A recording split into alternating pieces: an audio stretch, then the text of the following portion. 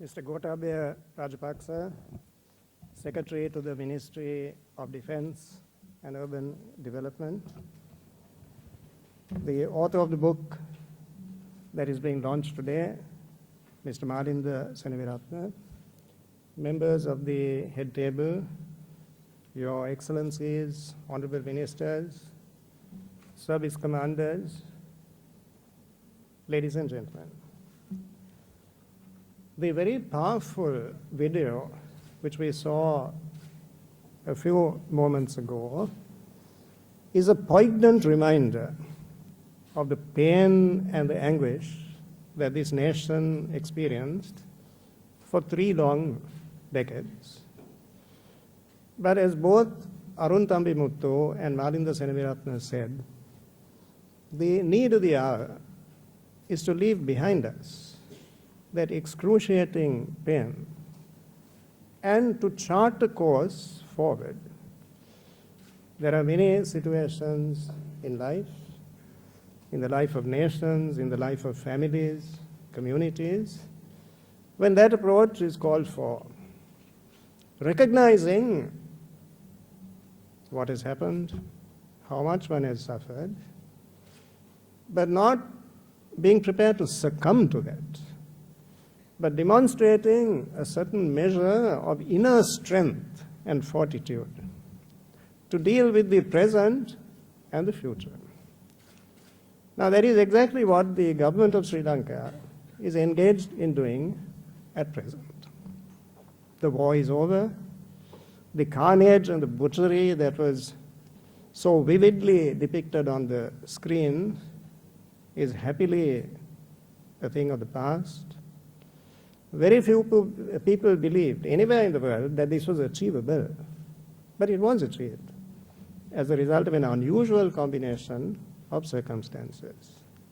The strength of individuals, their commitment to their purpose, the support of a proud nation struggling to emerge from the shadow of this debilitating conflict. All of that has happened. Now the question is, how do we face the future? Now, it is with regard to that I would like to share a few thoughts with you. Because it is a deep conviction of the government that in order to serve the national interest, it is necessary to construct a set of policies which are based upon sound conceptual underpinnings. Knee-jerk reactions, ad hoc policies will not be adequate. So there must be a set of values which we recognize. Values which are practical and values which are substantial enough to serve as a foundation of the policies we conceive of and implement to deal with the challenges that we as a nation are facing today. I think the first reality that we need to recognize is that today human rights is no longer a moral or ethical issue. Now, I have no hesitation in stating that explicitly. That is the fact of the matter. Human rights is being presented as something sacrosanct. There's an appeal to moral ideas and concepts. It is, in fact, nothing of the sort. Today, human rights is being used selectively as a political instrument. It does not require any profound research to establish convincingly that those who are pursuing this country today have not adopted anything even remotely resembling a uniform approach to human rights. Everything depends on the context. And that is why there is an overweening sense of cynicism all over the world with regard to this particular conception of human rights. Where the country that is accused of a violation of human rights cannot be pursued for any one or more of a variety of reasons. There may be strategic reasons, there may be economic reasons, there may be political reasons. those countries are left well alone. That is a matter of self-interest, and that can be easily proved. However, where a country is seen as a soft target and no adverse consequences can be anticipated by pursuing that country, then it is a blood sport. Sri Lanka is being pursued for the third consecutive year. March 2012, March 2013, and now next month, March 2014. Many countries that I have spoken to have told me, we fail to understand this. We simply do not have any appetite for this. Because there's a gross disproportion between the circumstances in Sri Lanka today and the degree of attention that the country is attracting in Geneva and elsewhere. There is simply no comparison, no proportion between these two things. We have a sense of fatigue about this. We are tired of this. We have no interest in relentlessly, inexorably pursuing your country. But how can we say no to the power that is sponsoring the resolution? We are dependent on that power. Some countries, for physical security, there are defense agreements. Other countries are the recipients of colossal volumes of aid in a variety of forms. How can we displease the country upon which we are dependent for a variety of things? Is that a moral premise? Is that an ethical premise? In the name of human rights, reflect for a moment on what has happened during the last few decades. We won't go too far back into history. Look at what has been happening during the last few decades. The overthrow of the government of Allende in Chile, a democratically elected government.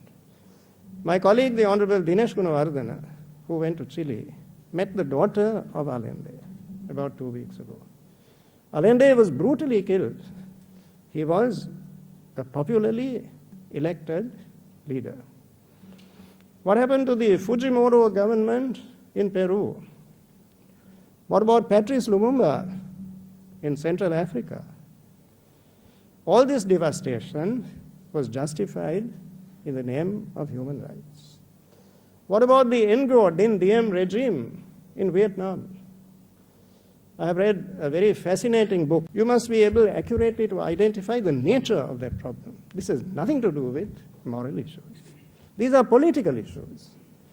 And the manner in which those issues are being dealt with are highly subjective, demonstrably selective, and therefore horrendously unfair. Now that is the first point I want to make. The next point I want to make is this. There is not only one civilization in the world. We have constantly to remind ourselves of that. And this was brought home to us very graphically not so long ago when His Excellency President Mahinda Rajapaksa and I attended a meeting of what is called the Asia Cooperation Dialogue in Kuwait. You know, the Asia Cooperation Dialogue is a fascinating body because it encompasses some of the major powers in the world who belong to the Asian continent. The Emir of Kuwait, addressing His Excellency the President of Sri Lanka, said,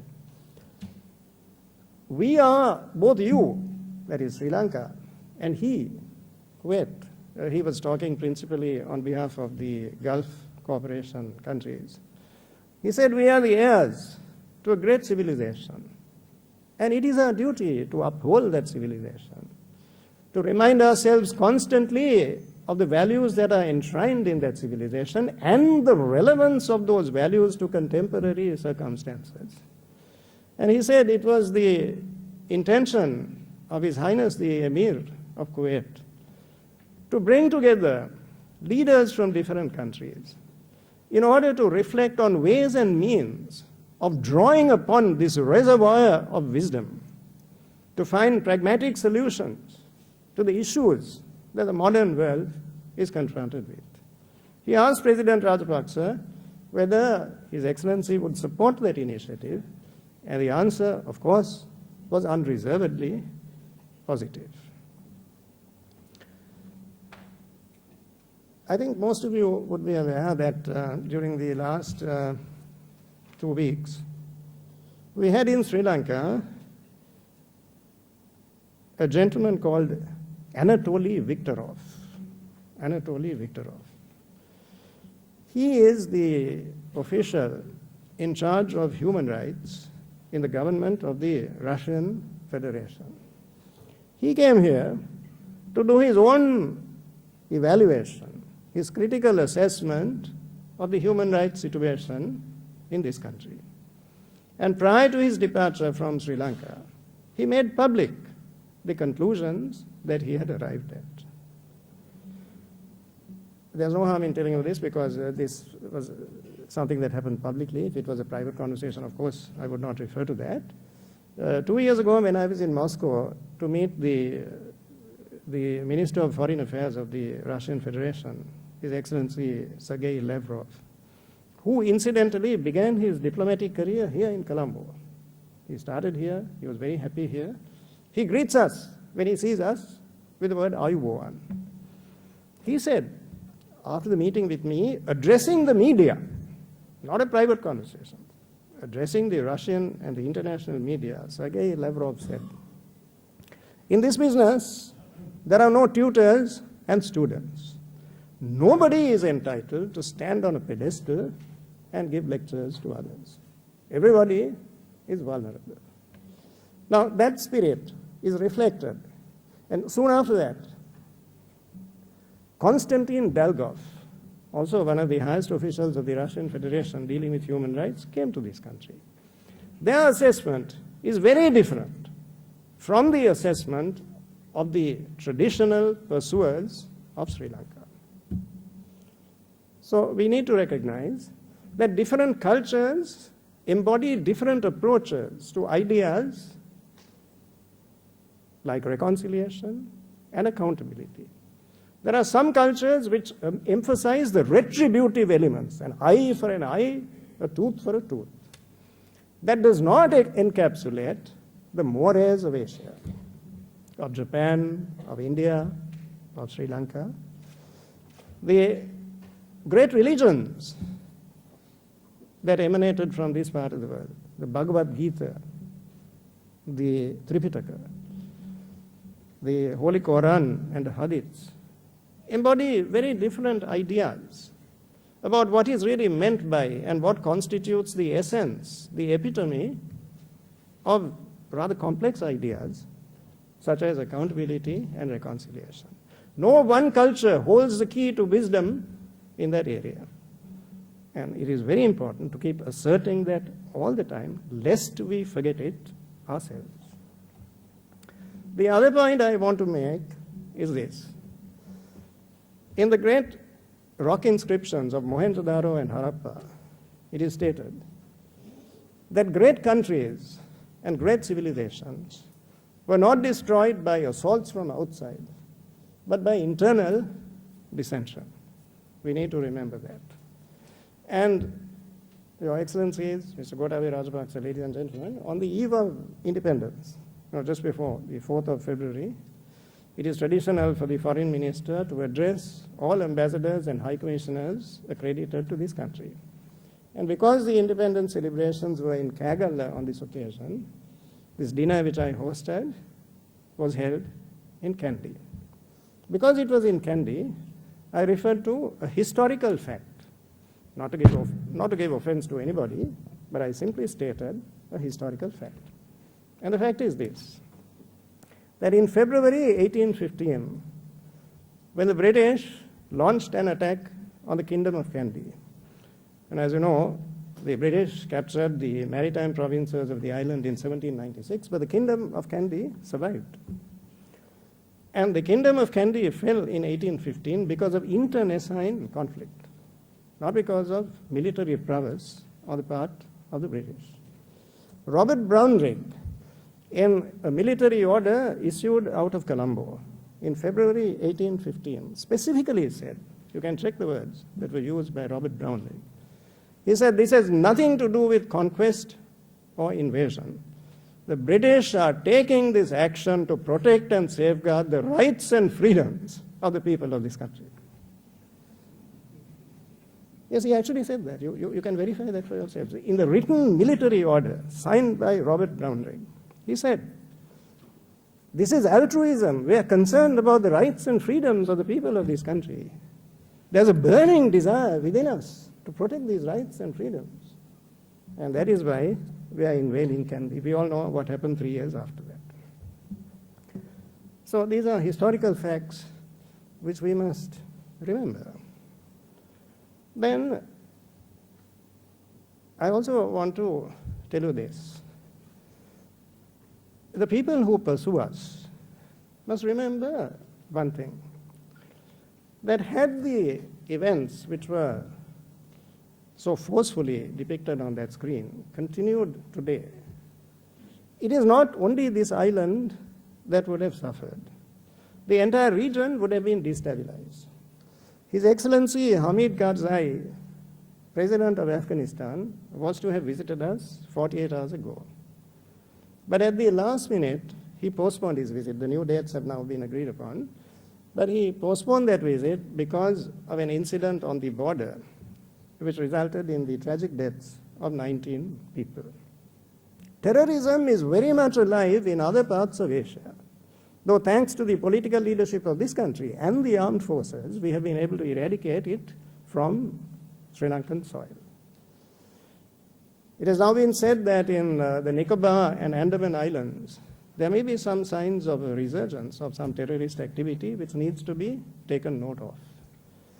The position in East Waziristan in particular, Pakistan, these are acute reminders of the immediate presence of this problem.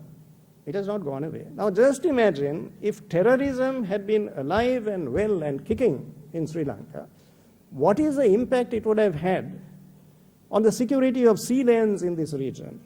Problems like the proliferation of small arms, narcotics, drugs, money laundering, all the things that are associated with that. Sri Lanka is not a big country. We don't have a huge navy. But consider the yeoman service that the Sri Lankan Navy is rendering and the benefit that the Sri Lankan Navy is conferring on countries far beyond the shores of this island. We have a joint working group with Australia. And the government of Australia has publicly commented on the quality of the service that has been rendered in that regard. So the benefits that accrue from the advent of peace and stability in this country are not confined to Sri Lanka, but are being enjoyed in full measure by a far larger swath of humanity. That needs to be acknowledged and remembered. Now I said that a realistic policy on the part of the government of Sri Lanka must be founded upon certain principles. One of these principles should be modernizing, adapting age-old relationships which have stood the test of time. We do not agree, the government of this country does not agree with the cynical observation one of Britain's great foreign ministers, Viscount Palmerston, who said that Her Majesty's government has no friends, it has only interests. What he meant was that your friend today will not necessarily be your friend tomorrow. It all depends on circumstances as they are perceived by the relevant government tomorrow. So these things change. We do not for a moment believe that. We stand by our friends, and our friends stand by us. We value loyalty. We value friendship. We do not take that skeptical view of human relations. Now take the ancient concept of the Silk Route, which linked the city of Xi'an in China with Constantinople in Asia Minor. That passed within 20 nautical miles of the southern coast of Sri Lanka. Xi Jinping, the president of China, propounded this concept of giving a modern dimension and expression to the values that were embedded in the Silk Route. He was thinking of both a land route and a sea route, bringing together the economies of all these countries. Sri Lanka firmly supports that. We are now engaged in substantive discussions which are leading rapidly towards a free trade agreement between my country and the People's Republic of China. The feasibility studies will be concluded next month, and the governments of both countries at their highest levels have decided to fast-track the process. I also want to say this to you, that if our foreign policy is to serve us in our hour of need, then we have to focus on vast swaths of the globe which have been neglected for long periods. I'm not saying that the West is not important. Of course it is important. The West is the market for many of our exports. That does not mean that we must shut our eyes to developments which are taking place in the rest of the world. Do you know that when President Rajapaksa assumed office, we had only 4 resident missions in the whole of the African continent, just 4. That's all. South Africa, Kenya, Egypt, and Libya.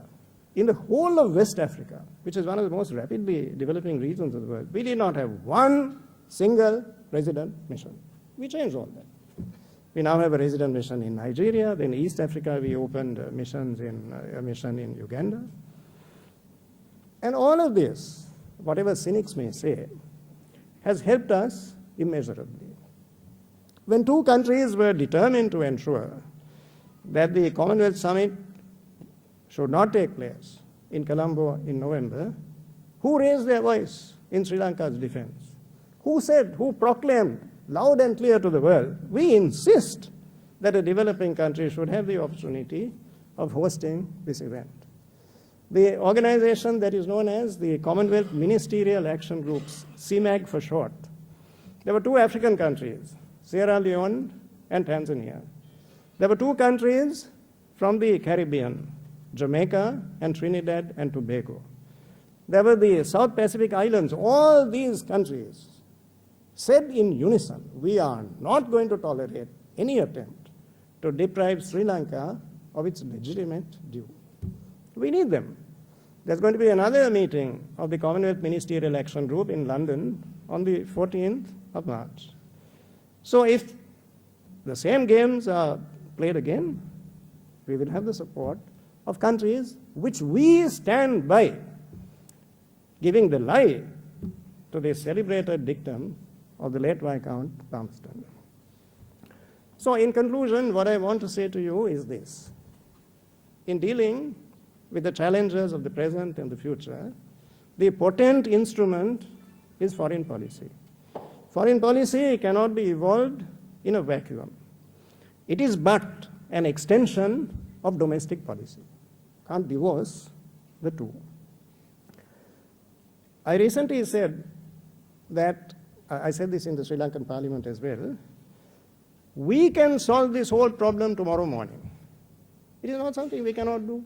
We can ensure that there is no resolution brought against this country in March, simply by conceding what is demanded. Just concede it all, there won't be a resolution. Is that the right thing to do? So there's no question of a defeat in this. Defeat connotes a situation that one cannot control. But this is a situation that is well within our control.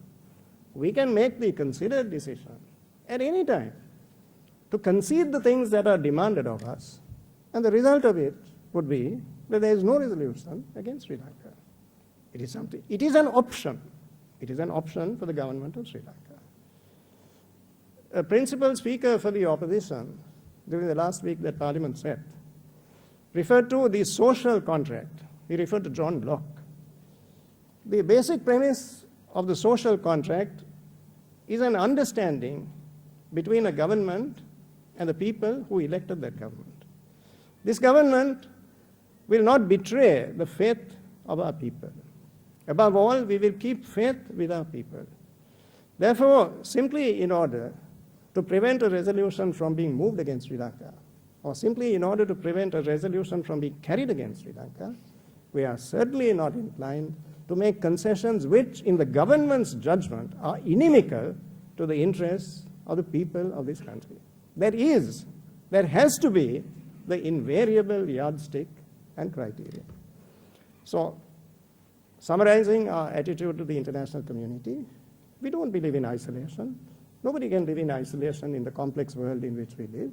We want to engage with the international community. We invited the United Nations High Commissioner for Human Rights. We invited Dr. Bayani, the Special Rapporteur on the political rights of internally displaced persons. We also invited the Special Rapporteur on education, but he told us for the whole year, 2014, he's not free. For the whole year, he's not free to come.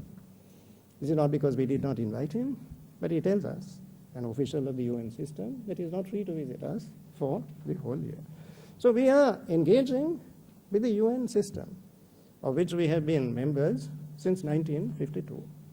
But there are certain things that we demand, and there's no compromise that we will accept with regard to those matters. This country must be treated with self-respect. This country must be treated with dignity. And there must be some sense of self-restraint. It is not for others to comment on every single sensitive domestic policy of this country. We don't do that with other countries. I have my views, very strong views, about the policies of some countries. But it would be grossly improper for me as the foreign minister of this country to give public articulation to my views on those matters. It is not for me. It is well within the purview of those countries. We expect reciprocity in that regard. That sense of self-restraint is essential for building up healthy relations among countries. So this is something that we insist upon, and it is in that spirit that we propose to work with the international community. And I have no doubt that if we continue to have faith in ourselves, this is a country which has bounced back from much more difficult situations in the past, and the war is over, so the major challenge is over. And I ask you to associate yourselves unreservedly with the government of your country in facing the challenges which I'm sure collectively we shall be able to overcome. Thank you.